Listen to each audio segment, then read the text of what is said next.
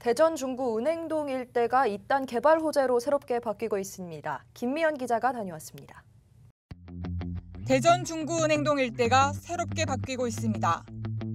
대전 원도심이 도심융합특구로 지정되면서 오래된 주택가를 중심으로 재개발과 재건축 등 개발 호재가 이어지고 있기 때문입니다. 부동산업계에서는 중구 원도심 지역이 개발되면 대규모 상권이 형성되고 명품 주거지가 형성될 것으로 내다보고 있습니다. 대전역 일대를 중심으로 대규모 개발 호재들과 재정비 사업 등이 본격적으로 가시화되면서 개발 사업의 수혜를 누릴 수 있기 때문입니다. 다양한 개발 호재를 보유하고 있습니다.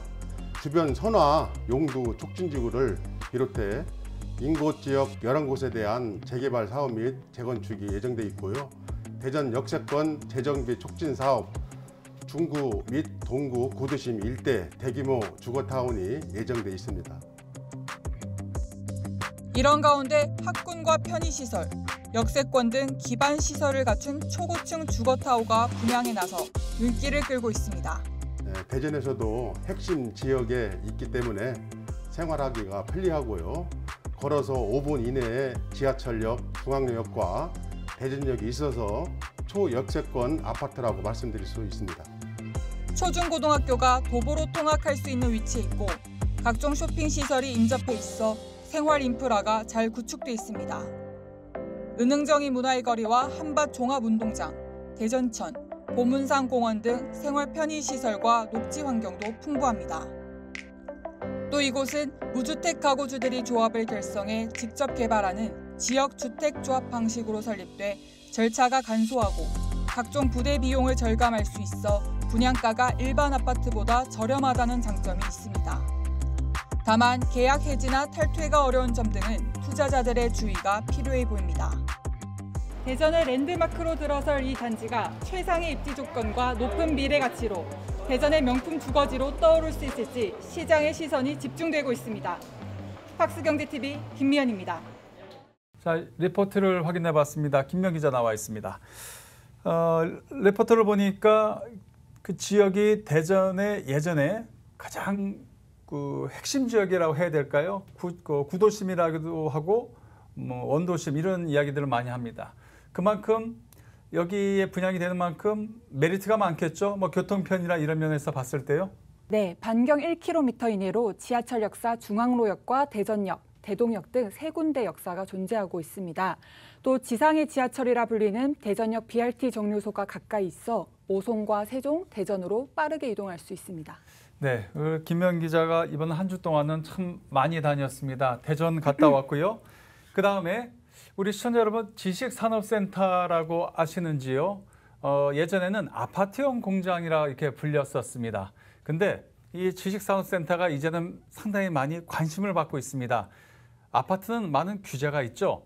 이 지식산업센터는 여기서 조금 비껴져가 있습니다. 궁금하시죠? 김미연 기자가 또 한번 다녀왔습니다. 보시죠.